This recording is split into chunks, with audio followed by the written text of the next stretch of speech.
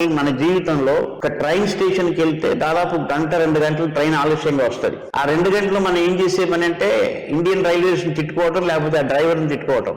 ఆ 2 గంటల సేపు అసహనంగా కూర్చొని ఉంటాం. అయితే నా అనుభవం ఏంటంటే, ఒకవేళ ట్రైన్ లేట్ అవుతే ట్రైన్ వచ్చే వరకు నేను కంఠాపాఠం చేసిన కీర్తనలు ధ్యానం చేసుకుంటాను. నేను 104 కీర్తనలు దేవుని కృపలను కంఠాపాఠం చేశాను. ఇవన్నీ కూడా నేను ధ్యానం చేయడానికి 3 గంటల సేపు పడుతుందండి.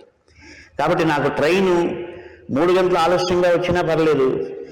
మరి సామెతల గ్రంథం అంతా కూడా చేశాను, 31 అధ్యాయాలు. అది ధ్యానం చేయడానికి ఓ 2.5 గంట పడుతుంది. అప్పుడు 5.5 గంట. ఇంకా మిగిలిన దాదాపు 160 అధ్యాయాలన్నీ చేశాను. కాబట్టి 12 గంటల సేపు నాకు ధ్యానం సరిపోద్ది. కాబట్టి నేను 12 గంటలు ఎక్కడైనా వెయిట్ చేయగలను, బస్సులో ట్రావెల్ చేయగలను దేవుని కృప వలన, అలాగే రైల్వే స్టేషన్లో వెయిట్ చేయగలను. నాకేం టైం వేస్ట్ కాదు, ఎవరినో తిట్టుకుంటూ కూర్చోవలసిన పని లేదు.